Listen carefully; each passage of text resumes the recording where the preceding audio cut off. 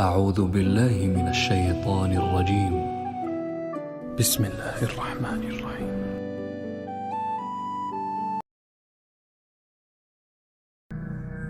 غزوہ بدر کے فوراً بعد چونکہ مال غنیمت کی تقسیم کا ایشو تھا تو یہ صورت نازل ہوئی۔ اس صورت کے اندر غزوہ بدر کا پس منظر بھی ذکر ہوگا۔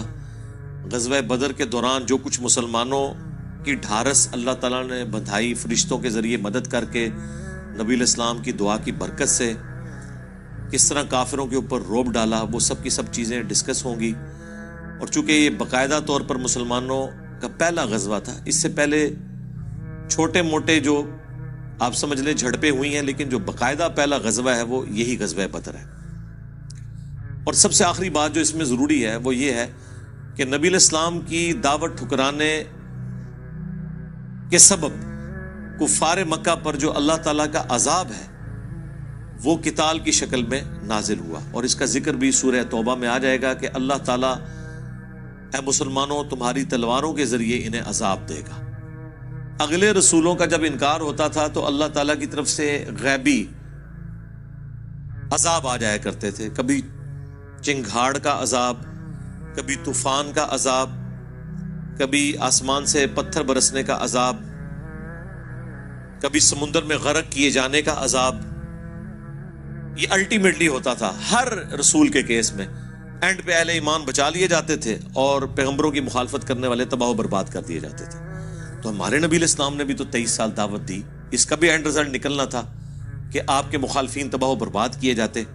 لیکن نبی علیہ السلام کے کیس میں ایک مختلف چیز ہوئی کہ اللہ تعالیٰ نے جہاد اور قتال کی شکل میں کفار کے اوپر عذاب نازل کیا، اور غزوہ بدر اس کی پہلی قسط تھی، اور غزوہ حنین مشرکین عرب پہ آخری قسط تھی، اور غزوہ تبوک آپ سمجھ لیں رومن امپائر کے اوپر ایک عذاب کا کوڑا تھا۔ تھوڑی ان کی بے عزتی تھی کہ جنگ کے بغیر ہی وہ بھاگ گئے، 1.5 لاکھ کی فوج جو ہے وہ 30,000 کے لشکر کے پہنچنے سے پہلے ہی بارڈر چھوڑ کے بھاگی، پہلے بارڈر پہ آگے للکار رہے ہیں، اور جب نبی علیہ السلام نکلے ہیں تو دیکھیں کتنے گنا زیادہ، 4-5 گنا زیادہ فوج ہے، اور وہ مقابلہ نہیں کر سکی۔ وہ کیسے لوگوں کو پتہ چل گیا تھا کہ اللہ کے پیغمبر ہیں صلی اللہ علیہ وآلہ وسلم، اور ہم ان کا مقابلہ نہیں کر سکیں گے۔ تو غزوہ بدر کفار مکہ کے اوپر آپ سمجھ لیں پہلا عذاب کا ٹکڑا نازل ہوا، اس میں بھی ذکر آ جائے گا اس چیز کا۔ تو بدر سے لے کر تبوک تک یہ پورے کا پورا پیریڈ جو ہے یہ نبی علیہ السلام کی ایک جہاد اور قتال کی ایک ڈائنامک زندگی ہے، اور وہ ساری کی ساری قرآن میں ایک جگہ جمع ہو گئی ہے، سورۃ الانفال اور اس کے بعد سورہ التوبہ۔ کما اخرج ربک من بیتک بالحق، جس طرح کے نکال لایا آپ کا رب آپ کو آپ کے گھر سے حق کے ساتھ، با مقصد، پرپزفل۔ وَإِنَّ فَرِيقًا مِّنَ الْمُؤْمِنِينَ لَكَارِهُونَ، اور بے شک مومنین میں سے ایک گروہ ایسا بھی تھا جو ناپسند کر رہا تھا جھگڑا کرنے کو، اس ہونے والے واقعے کو۔ وہ میں پہلے بتا چکا کہ نبی علیہ السلام گھر سے تو اس نیت سے نکلے تھے کہ مشرکین عرب نے چونکہ مسلمانوں کی جائیداد کے اوپر قبضہ کر لیا ہوا تھا مکے میں، اور ان کی لائف لائن جو ہے وہ مدینہ سے ہو کر گزرتی تھی، جو ان کے تجارت کا سارا معاملہ تھا یمن کے ساتھ، اس کے ایکویلنٹ ان کا ایک تجارتی قافلہ ابو سفیان لے کر آ رہے تھے۔ اس وقت تک وہ مسلمان نہیں ہوئے تھے، تو نبی علیہ السلام نے یہ ارادہ کیا کہ ہم ان کے اس قافلے سے سارا سامان چھینیں گے، اس سامان کے ایکویلنٹ جو کہ مشرکین عرب نے مکے میں مسلمانوں کا دبا لیا تھا۔ یہ کوئی ظلم پہ مبنی چیز نہیں تھی، نہ یہ کوئی نبی علیہ السلام نے پری ایمپٹیو رائٹ کے طور پہ کیا، بلکہ جواباً یہ کارروائی کی تھی۔ اسی لیے ساز و سامان مسلمانوں کے پاس بڑا تھوڑا تھا، 8 تلواریں تھی، 3 گھوڑے تھے، باقی سارے پیادے تھے، اس لیے کہ وہ جس قافلے سے سامان، اب لوٹنے کا لفظ میں استعمال نہیں کرتا، وہ پھر اس کو نیگیٹیولی لوگ لے جاتے ہیں، تو ابو سفیان کا جو قافلہ ہے وہ تو نہتا تھا، چونکہ وہ ایک تجارتی قافلہ تھا، اس میں ایز سچ اتنی زیادہ سیکیورٹی نہیں ہوتی تھی۔ تو اس ایکٹیویٹی کے بارے میں اللہ تعالیٰ فرما رہا ہے کہ یہ اللہ نے آپ کو گھر سے نکالا تھا اس مقصد کے لیے۔ پھر بھی مومنین کا ایک گروہ تھا جو اس جھگڑے کو پسند نہیں کر رہا تھا. یجادلونک فی الحق بعدما تبین کانما یساقون الی الموت. وہ آپ سے جھگڑا کر رہے تھے, علمی بحث کر رہے تھے بعد اس کے کہ ان پر یہ حق کھل چکا تھا. گویا کہ ان کی حالت یہ تھی جیسا کہ انہیں موت کی طرف ہانکا جا رہا ہو. وَهُمْ يَنْظُرُونَ, اور وہ اپنی موت کو اپنے سامنے دیکھ رہے. اب ظاہر ہے یہ منافقین کے بارے میں تو نہیں ہے, اہل ایمان کے بارے میں. میں نے پہلے بھی عرض کیا تھا کہ اہل ایمان ہمیشہ ایک لیول کے نہیں ہوتے. بعض بہت راسخ العقیدہ لوگ ہوتے ہیں, بعض ذرا معتدل مزاج والے لوگ ہیں, اور بعض بالکل ڈھیلے ہوتے ہیں. یہ ہر زمانے میں ایسے. تو اللہ تعالیٰ ہمارا ان میں ایسے لوگ بھی آپ کے ساتھیوں میں تھے کہ جنہیں باوجود اس کے کہ وہ آپ کو حق سمجھتے تھے, اللہ کے وعدے کو سچا سمجھتے تھے, پھر بھی لڑائی جھگڑے کو وہ اس سے روگردانی اختیار کر رہے تھے, گویا کہ انہیں موت اپنی نظر آ رہی ہے. ظاہر ہے زندگی تو ہر شخص کو پیاری ہے, یہ نہیں ہے کہ باقیوں کو موت نظر نہیں آ رہی تھی, باقیوں کو بھی نظر آ رہی تھی. ظاہر ہے لڑائی میں تو خطرہ ہے انسان کی جان چلی جائے, لیکن جن لوگوں کا اعلیٰ درجے کا ایمان ہوتا ہے وہ اس کو اپنے لیے کامیابی سمجھتے ہیں کہ اللہ کی راہ میں شہید کر دیے جائیں. وَإِذْ يَعِدُكُمُ اللَّهُ إِحْدَى الطَّائِفَتَيْنِ أَنَّهَا لَكُمْ, اور یاد کرو وہ وقت جب تم سے اللہ نے یہ وعدہ کیا, یعنی اللہ نے اپنے پیغمبر سے, کہ دونوں گروہوں میں سے, دونوں قافلوں میں سے ایک تمہیں دے دوں گا, اب تمہاری مرضی ہے. چاہو تو ابو سفیان کا جو لشکر ہے اس کے اوپر تمہیں فتح مل جائے, اور چاہو تو ابو جہل کے لشکر. اور اس کا پس منظر یہ تھا کہ ابو جہل کو یہ خبر پہنچائی ابو سفیان نے کہ تمہاری ساری جو تجارت کی کمائی ہے وہ اہل مدینہ ہم سے لوٹ لیں گے, لہٰذا اپنے اس قافلے کی حفاظت کے لیے ایک لشکر بھیجو. اس نے پھر 1000 کا لشکر تیار کیا, مکمل طور پہ سمجھ لیں اسلحہ بند ہر لحاظ سے. وہ مسلمانوں سے لڑائی کرنے نہیں آ رہے تھے بلکہ اپنے تجارتی قافلے کی حفاظت کے لیے آ رہے تھے. اب ظاہر ہے کہ جب ابو سفیان نے ایک یہ ایکٹیویٹی پرفارم کی اس کا رزلٹ یہ نکلنا تھا. دوسری طرف ابو سفیان نے سمجھداری یہ کی کہ وہ جو ایک آرڈنری راستہ تھا جو مدینے کے قریب سے ہو کر گزرتا تھا, اس کی بجائے اس نے ساحل سمندر کا راستہ اختیار کیا جو کہ لمبا تھا اور دور تھا. اب وہ مسلمانوں کی پہنچ سے دور ہو گیا اور وہ اپنے لشکر کو بچا کر مکے تو پہنچ گیا, پیچھے کچومر نکل گیا ان کا جو کہ اس قافلے کی حفاظت کے لیے آئے ہوئے تھے. لیکن اللہ تعالیٰ نے اپنے نبی علیہ السلام کو وحی کے ذریعے بتا دیا کہ ان دونوں میں سے ایک تمہیں مل جائے گا. اب مسلمان تو گھر سے نکلے تھے اس تجارتی قافلے کے لیے, اسی لیے مسلمانوں نے پاس اپنے اتنی تلواریں اور باقی ساز و سامان نہیں رکھا. یہ نہیں ہے کہ غربت کا کوئی عالم تھا, ایسا نہیں تھا, وہ اشتہاری کے لیے نکلے ہی نہیں تھے. اللہ تعالیٰ نے فیصلہ کیا کہ اب کافروں سے بدلہ لینے کا, عذاب استیصال کا وقت آ گیا ہے, مسلمانوں کی تلوار ان کے اوپر مسلط کی جائے. اور وہ اسی صورت میں ہونا تھا جب کہ مسلمانوں کا ٹکراؤ وہ اس قافلے کے ساتھ ہوتا جو 1000 لوگوں پر مشتمل مشرکین عرب کا قافلہ تھا. اور اس طریقے سے اللہ تعالیٰ معجزانہ مسلمانوں کو فتح دے کر یہ چیز اسٹیبلش کر دیتا کہ اس پیغمبر کے ساتھ اللہ ہے, اور مخالفین کا جھوٹا ہونا ثابت ہو جاتا. لیکن ظاہر ہے کہ یہ ایک انسان کی نیچر ہے کہ اب 1000 کے لشکر جو کہ جنگجو لڑاکے ہیں ان کے ساتھ 300 لوگ وہ ٹکرائیں جن کے پاس 8 تلواریں ہیں, 3 گھوڑے ہیں, چند ایک اونٹ ہے.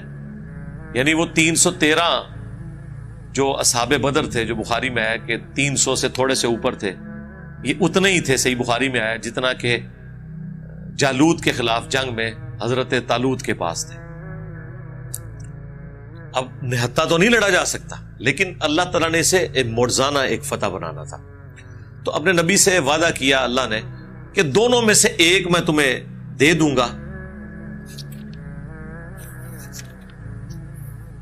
وَتَوَدُّونَ أَنَّ غَيْرَ ذَاتِ الشَّوْكَةِ, اور تم میں سے کچھ لوگ ایسے تھے وہ تو پسند یہی کر رہے تھے کہ وہ نہتے قافلے کے ساتھ لڑائی ان کی ہو.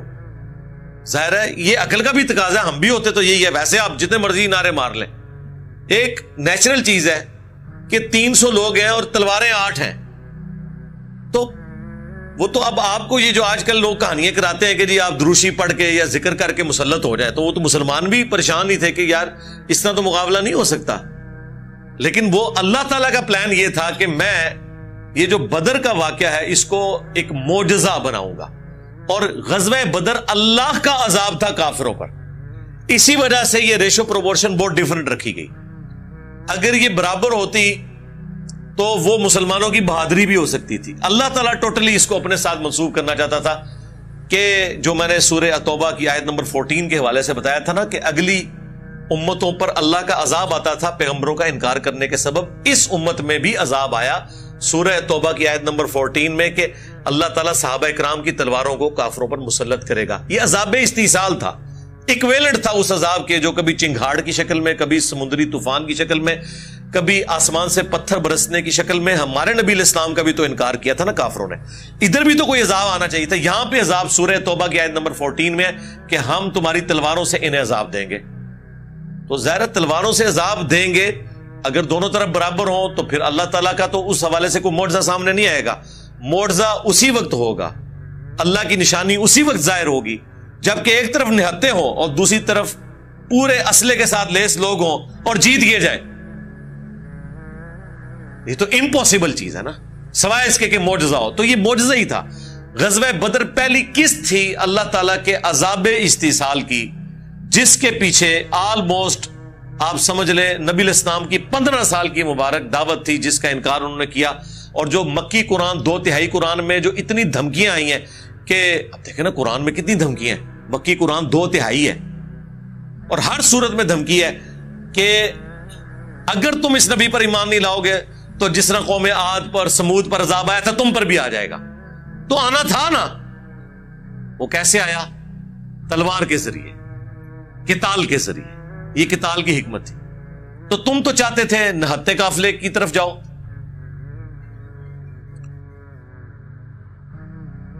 وَتَوَدُّونَ أَنَّ غَيْرَ ذَاتِ الشَّوْكَةِ تَكُونُ لَكُمْ, کہ وہ تمہارے حصے میں وہ والا قافلہ آ جائے.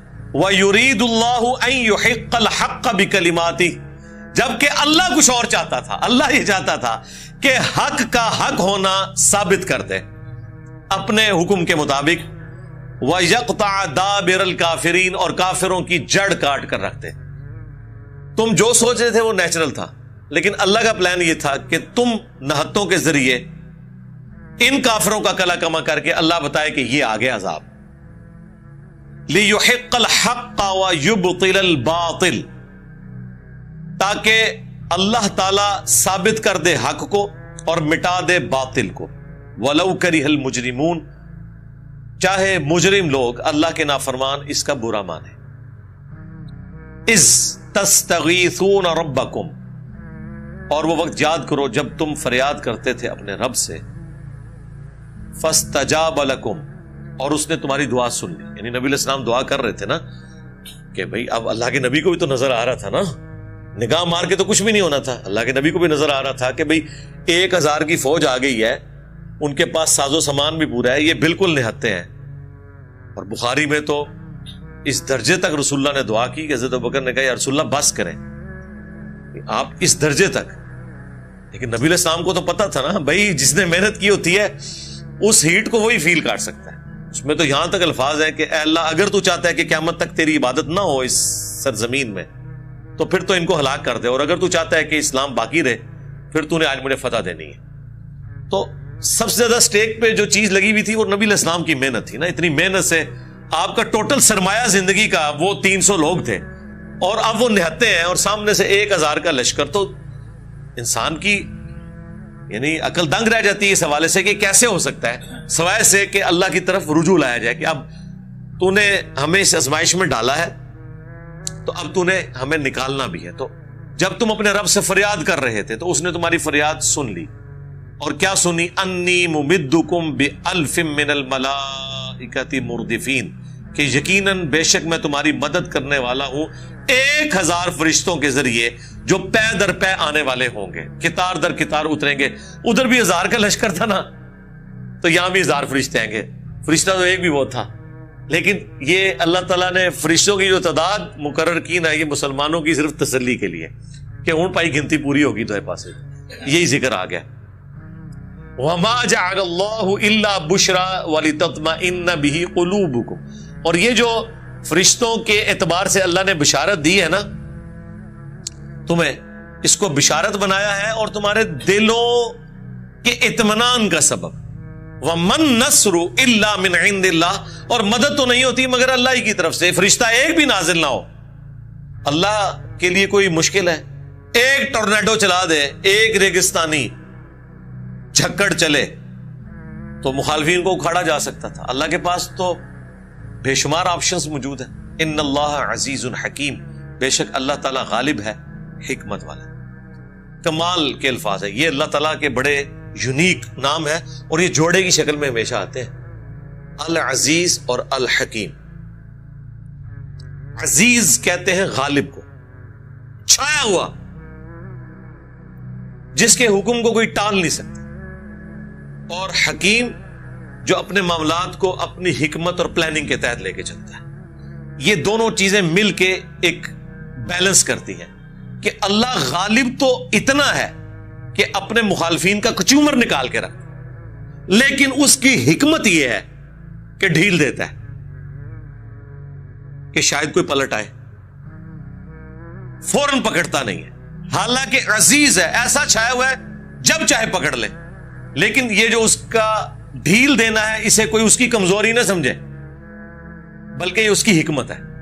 یہ ڈھیل تھی نا میرے بھائی، ورنہ خالد ابن ولید جو 19 سال کے بعد مسلمان ہوئے ہیں اور رضی اللہ عنہ تو نہ ہوتے اگر پہلے یہ عذاب آ گیا ہوتا.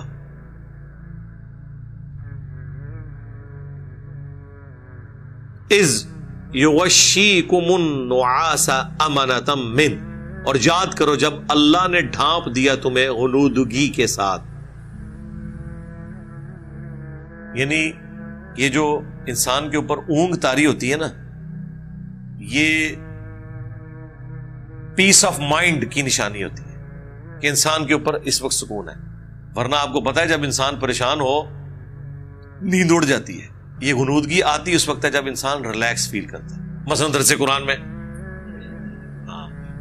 مثلا جمعے کے خطبے میں، مثلا سحری کے بعد جب آپ فجر کا انتظار کر رہے ہوتے ہیں، پیٹ بھی بھرا ہوا ہے، ٹھیک ہے، تو اب وہ آپ کے اوپر غنودگی طاری ہوتی ہے. لیکن اس غنودگی کا ایک فائدہ ہوتا ہے، انسان اتنا فریش ہوتا ہے کہ اس سے غم اور اندیشہ دور ہو جاتا ہے.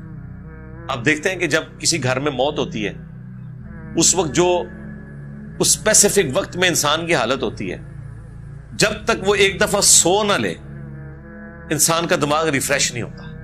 یہ نیند بہت بڑی اللہ نے نعمت رکھی ہے، یہ انسان کی کمزوری بھی ہے. اسی لیے اللہ تعالیٰ نے کہا نا کہ اللہ کو نہ نیند آتی ہے نہ اونگ آتی ہے. انسان کی کمزوری بھی ہے اور اس کی ضرورت بھی ہے. یہ 3 بنیادی ضرورتیں ہیں انسان کی: نیند، کھانا پینا، اور اس کے بعد کھانا پینا اس کا نکل جانا. یہ بنیادی ضرورت ہے. یہ ہر انسان کے ساتھ کمزوری اٹیچ ہے. سانس کی کمزوری اٹیچ ہے. اب غنودگی طاری ہوئی اس کی وجہ سے، وہ تو صحیح بخاری میں آتا ہے کہ صحابہ کرام کہتے ہیں ہمارے ہاتھوں سے تلوار بھی گھیر پڑتی تھی. اتنی، یعنی ایک طرف ٹینشن ایسی ہے کہ 1000 کا لشکر ہے، مجھے بتائیں نیند کدھر آتی ہے بندے کو. پھر اللہ نے ریلیکس کروانے کے لیے کہ بھائی یہ فیصلہ ہو چکا ہے، یہ میچ پہلے ہی تم جیت چکے ہو، کیونکہ یہ میچ اللہ تعالیٰ جتا رہا تھا. ٹھیک ہے، تو غنودگی ایسی طاری کی کہ وہ تلوار اپنے ہاتھ سے بھی چھوٹ جاتی تھی، اس کی وجہ سے ریلیکس ہو گئے. وَيُنَزِّلُ عَلَيْكُم مِّنَ السَّمَاءِ مَاءً. اور تم پر آسمان سے پانی اتارا. اب ریگستان کے اندر یہ تو بےچارے اس طرح تیاری کر کے نہیں نکلے تھے، ابھی پتہ نہیں کتنے دن کا پڑاؤ ہونا تھا، پانی تو لے کے نہیں نکلے. اور ریگستان میں آپ کے پاس پانی نہ ہو تو آپ نگاہ مار کے تو پانی نہیں نکال سکتے. موت سامنے نظر آ رہی ہے. اللہ نے اتنی بارش کی کہ مسلمانوں نے پانی تالاب کی شکل میں سٹور کر لیا گڑھوں کے اندر. وہ کتنے دن بھی استعمال کر سکتے تھے. تو وہ ٹینشن بھی ختم کر دی کہ پیاسے ہی نہ مر جائے, پتہ نہیں کتنے دن کا قیام ہے. ادھر تو بھائی یاشیاں چل رہی تھی, روزانہ کے کتنے اونٹ ذبح ہوتے تھے, 1000 تو ساتھ لائے ہوئے تھے نا, اور گھوڑے اور اپنی باقی چیزیں, وہ تو جشن ہوتے تھے, رات کے وقت شراب کی محفلیں اور سارا کچھ. تو اللہ تعالیٰ ہمارے آسمان سے پانی نازل کیا لِيُطَهِّرَكُمْ بِهِ, تاکہ تمہیں اس کے ذریعے پاک کر دے. وَيُذْهِبَ عَنْكُمْ رِجْزَ الشَّيْطَانِ, اور تم سے شیطان کی نجاست کو دور کر دے. وَلِيَرْبِطَ عَلَىٰ قُلُوبِكُمْ, اور تمہارے دلوں کو مضبوط کر دے. وَيُثَبِّتَ بِهِ الْأَقْدَامِ, اور یوں تمہارے قدموں کو جما دے. اچھا, اس بارش نازل ہونے کے روحانی فوائد بھی ہوئے اور ظاہری فوائد بھی. ظاہری فائدہ کیا ہے؟ آپ کے پاس پانی آ گیا, زندگی کی علامت ہے. روحانی فائدہ اللہ نے کہا کہ شیطان کا رجز دور کر دیا, نجاست. ظاہر ہے یہ شیطان وسوسہ ڈال سکتا تھا نا کہ بھئی ابھی موت سامنے نظر آ رہی ہے, پانی نہیں, ہمارا کیا بنے گا.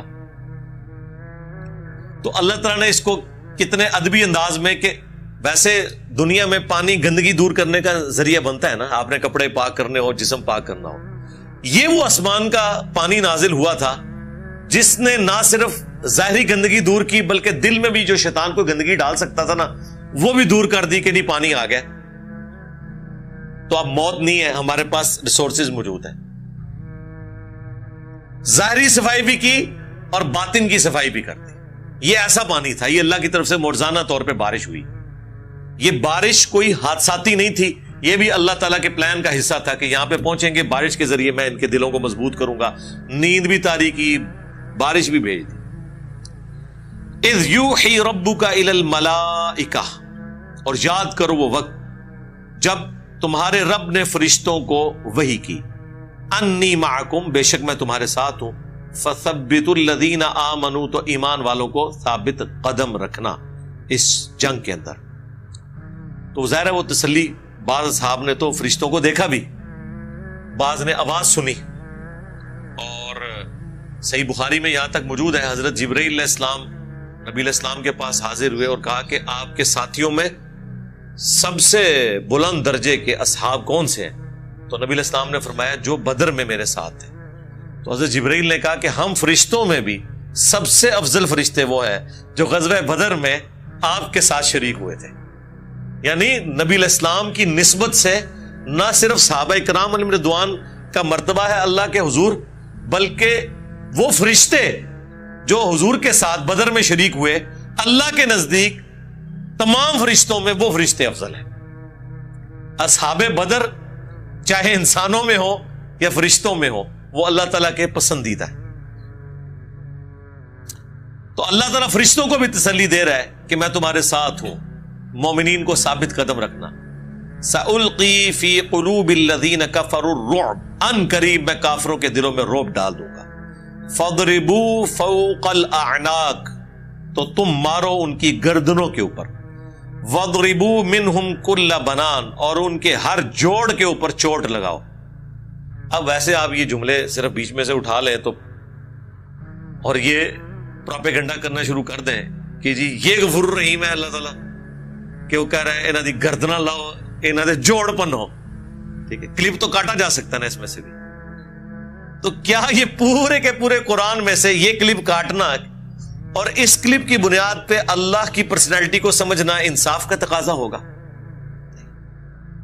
اس کے پیچھے پورا پس منظر ہے.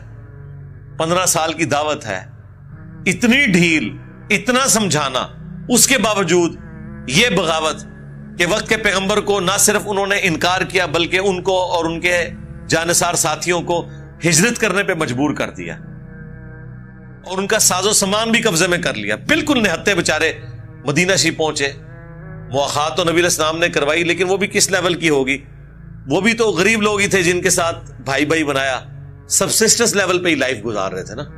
تو ایک تکلیف تو تھی. اس پورے سینیریو میں 15 سال کے بعد اگر کوئی جج یہ فیصلہ سنائے کہ اب ان کی گردنیں اتارنے کا وقت آ گیا ہے, تو یہ کوئی ظلم پہ مبنی ڈیسیژن نہیں ہوگا, اس کے پیچھے پورا پس منظر ہے. اس لیے پک اینڈ چوز نہیں کرنا چاہیے، معاملات کو دیکھنا چاہیے کہ یہ پورے کا پورے سینیریو کے بعد یہ ورڈکٹ آئی ہے. ذالک بانہم شاقوا اللہ ورسولہ، یہ اس لیے کہ انہوں نے اللہ اور اس کے رسول کی مخالفت کی ہے. 15 سالہ ٹریک ریکارڈ ہے. اب یہ اللہ کے عذاب کا وقت ہے، اور اللہ کا عذاب جب آئے تو وہ ٹلتا نہیں ہے. جب موت کا وقت آ جائے تو ٹلتا نہیں ہے. اس وقت کوئی بھیک نہیں مانگ سکتا، اس لیے کہ پہلے ہی بتایا گیا تھا کہ یار یہ ہو جائے گا، بچ جاؤ بچ جاؤ بچ جاؤ. اس کے باوجود ایسی روش اختیار کی جائے جو بغاوت کے اوپر مبنی ہو تو پھر انسان اللہ کو گلہ نہیں کر سکتا. وَمَن يُشَاقِقِ اللَّهَ وَرَسُولَهَ، اور جو کوئی مخالفت کرتا ہے، دشمنی کرتا ہے اللہ اور اس کے رسول کی، فَإِنَّ اللَّهَ شَدِيدُ الْعِقَابِ، تو بے شک اللہ تعالی سخت ہے عذاب دینے میں. ذَلِكُمْ فَذُوقُوهُ وَأَنَّ لِلْكَافِرِينَ عَذَابَ النَّارِ. اب اللہ تعالیٰ کافروں کے حوالے سے یہ بات کر رہا ہے کہ اے حق کے دشمنوں، یہ سزا ہے، پس چکھو اسے. کافروں کے لیے ابھی تو آتش جہنم کا عذاب باقی ہے، وہ تو آنے والا ہے. دنیا میں یہ عذاب ہے. اب یہ وہ دلیل بھی آ گئی کہ یہ دنیا کا عذاب یعنی اللہ تعالیٰ کی طرف سے عذاب استحصال جو انبیاء کے انکار کرنے والوں پر آیا کرتا تھا. اللہ تعالیٰ نے غزوہ بدر میں فرشتوں کے ذریعے کافروں کی گردنیں کٹوا کر، ان کو زخمی کروا کر، 70 کے قریب قیدی بنوا کر اسے کہا ہے ذالکم، یہ ہے وہ، فذوقوا، اسے چکھو، وَأَنَّ لِلْكَافِرِينَ عَذَابَ النَّارِ، اور نبی کافرین کے لیے آخرت کا عذاب باقی ہے. تو جو میں نے وہ ایک عذاب استحصال کے حوالے سے سورہ توبہ کی آیت 14 کا حوالہ دیا، اس کو سپورٹیو یہ آیت بھی آ گئی. یا ایھا الذین آمنوا، اے ایمان والو، اذا لقیتم الذین کفروا، دیکھنا جب تمہارا مقابلہ ہو کافروں سے، زحفا فلا تولوہم الادبار، جب کافروں کے آمنے سامنے تم آؤ تو دیکھنا پیٹھ نہ دکھانا. اب ان آیات سے پتہ چل رہا ہے یہ آیات غزوہ بدر سے پہلے نازل ہوئی ہیں، ان کو تیاری کروائی جا رہی ہے. وَمَن يُوَلِّهِمْ يَوْمَئِذٍ دُبُرَهُ، اور جو کوئی بھی تم میں اس دن اس جنگ میں غزوہ بدر میں پیٹھ دکھا گیا، سوائے 2 استثناء کے، الا، سوائے اس کے، متحرفا لقتال، کہ وہ پینترا بدلنے کے لیے، یعنی کوئی ایک سمجھ لے ٹیکٹیکل موو کے طور پر، وقتی طور پر پسپائی اختیار کی، بھاگنے کی نیت سے نہیں بلکہ ایک نئے حملے کی تیاری کے لیے، وہ ایک علیحدہ بات. او متحیزا الی فئۃ، یا پھر وہ اپنی جماعت کے ساتھ مل رہا ہو، اس کے لیے اسے پیچھے ہٹنا پڑے کہ کوئی نئی اسٹریٹجی آئی ہے. یہ 2 ہو سکتی ہیں. اس کے سوا جس نے بھی پیٹھ دکھائی، فقد باء بغضب من اللہ، تو پس وہ شخص اللہ کے غضب کا مستحق ہو گیا. ومأواہ جہنم، اور ایسے شخص کا پھر ٹھکانہ ہوگا جہنم. وبئس المصیر، اور کیا ہی بری لوٹنے کی جگہ ہے. یہ صحابہ کرام سے یہ بات ہو رہی ہے کہ یا تو تم ایک ٹیکٹیکل موو کے طور پر، یا ایک اس اعتبار سے پیچھے ہٹنا جنگ میں کہ اپنی جماعت کے ساتھ آ کر ملے. یہ 2 ایک ایکسیپشنز ہیں. ان کے سوا جو کوئی شخص میدان جنگ چھوڑ کر بھاگے گا، واپسی کا راستہ اختیار کرے گا، تو وہ اللہ کے عذاب کا مستحق ہو گیا اور اس کا ٹھکانہ ہے جہنم، والعیاذ باللہ تعالی. لیکن اللہ تعالیٰ نے اہل ایمان کو ثابت قدم رکھا، یہاں تک نوبت نہیں آئی. فلم تقتلوہم، اب اللہ تعالیٰ نے وہ جو غزوہ بدر کے اندر اسپیسیفکلی اللہ کی غیبی مدد آئی ہے، اس کے والے سے مسلمانوں سے کہا، اور ظاہر ہے کہ وہ مال غنیمت سے سٹارٹ ہوئی تھی بات انفال کی. اب جب مدد ہی اللہ نے دلوائی ہے تو کافروں کا چھوڑا ہوا مال اس کے اوپر کوئی انڈیویجول کیسے کلیم کر سکتا ہے؟ اسی لیے شروع میں آیا تھا نا کہ مال غنیمت اللہ اور اس کے رسول کا ہے. اب یہاں پہ وہ بات آ رہی ہے، فلم تقتلوہم، تم نے تو انہیں قتل نہیں کیا، ولکن اللہ قتلہم، بلکہ اللہ نے انہیں قتل کیا.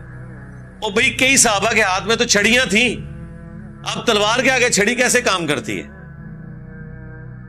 اس سے پہلے کہ وہ ان پر وار کوئی کافر کرتا، فرشتے ان کی گردن اتار دیتے تھے.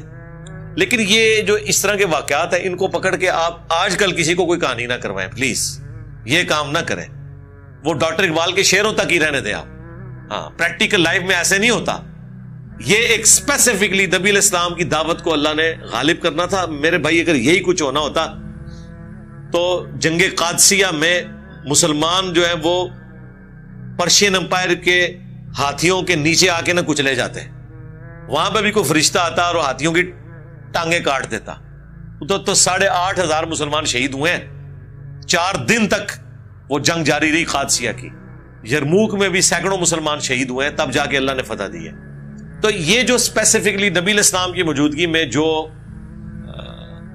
باتیں ہیں نا، یہ آج بھی ہو. ابراہیم سا جو ایما پیدا آگ کر سکتی ہے انداز گلستان پیدا خدا دا ناج ہے. یہ تسی نہیں ڈیسائیڈ کرنا. ویسے انہوں نے بات ٹھیک کی ہے، چونکہ ابراہیم جیسا ایمان ہو ہی نہیں سکتا، کبھی بھی پیدا نہیں کرے گی انداز گلستان. کوئی دعویٰ کر سکتا ہے میرا ابراہیم والا ایمان ہے؟ اس شعر تو میں ایسا نہیں سمجھنا. اگر اس شعر کو صحیح سمجھنا ہے تو اس اعتبار سے سمجھے کہ نہ کوئی ابراہیم جیسا ہوگا اور نہ آگ ٹھنڈی ہوئے گی، سڑو گئی.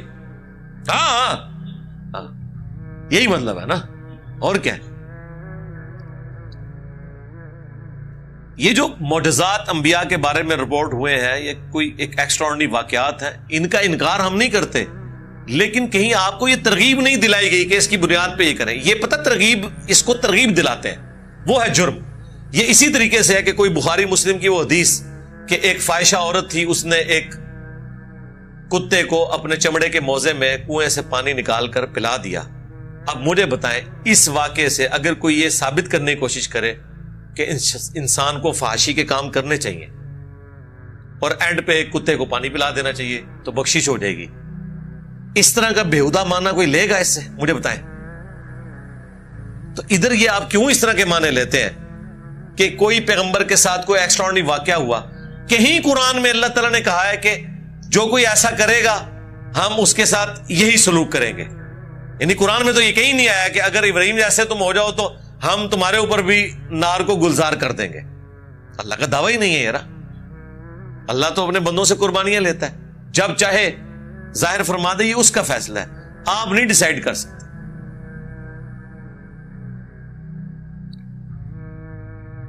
تم نے تو انہیں قتل نہیں کیا تھا بلکہ اللہ نے قتل کیا تھا. وما رمیت اذ رمیت ولکن اللہ رما.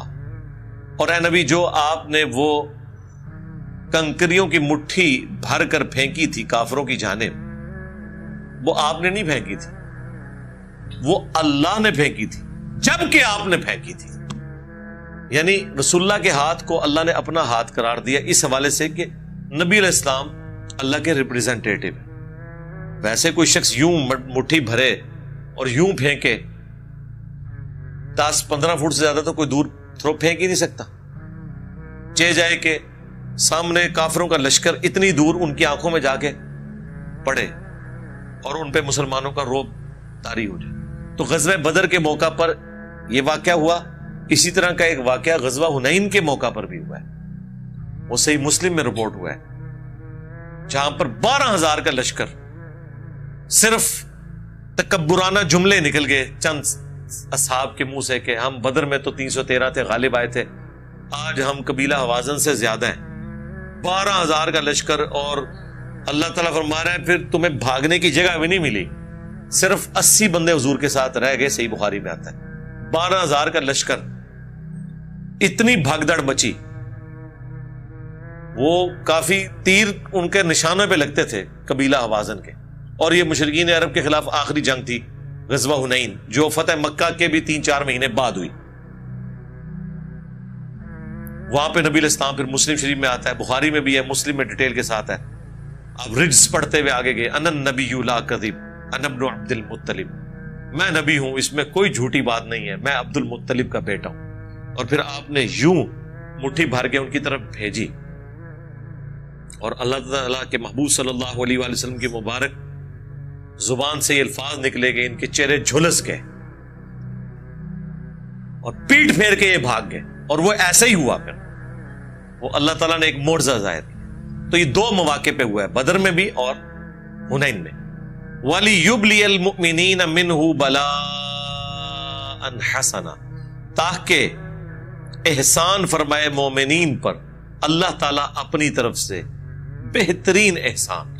یعنی یہ جو ہم نے غیبی مدد کی، یہ مسلمانوں کی ان قربانیوں کا نتیجہ ہے جو انہوں نے مکے میں تکلیف کاٹی کہ آج اللہ کی غیبی مدد ان کے ساتھ آ گئی. ان اللہ سمیع علیم، بے شک اللہ تعالیٰ سب کچھ سننے والا، علم والا ہے. ذالکم وان اللہ موہن کید الکافرین، اور یہ تو ہوا اور بے شک اللہ تعالیٰ ذلیل و خوار کرنے والا ہے، کمزور کر دینے والا ہے کافروں کے مکر اور فریب کو. ان تستفتحوا، اگر تم فیصلے کے طلبگار تھے نا اے کافروں، فقد جاءکم الفتح، تو دیکھو اب فتح کا فیصلہ آ گیا. وہ اصل میں نا ابو جہل نے کہہ دیا تھا کل یوم الفرقان ہے، حق اور باطل میں فیصلے کا دن ہے، کل فیصلہ ہو جائے گا. تو اللہ نے فرمایا کہ فیصلہ مانگ رہے تھے، لو پھر فیصلہ ہو گیا. وہ بھی اپنے آپ کو اللہ والا ہی سمجھ رہے تھے، وہ آگے ان کی دعا بھی آ جائے گی.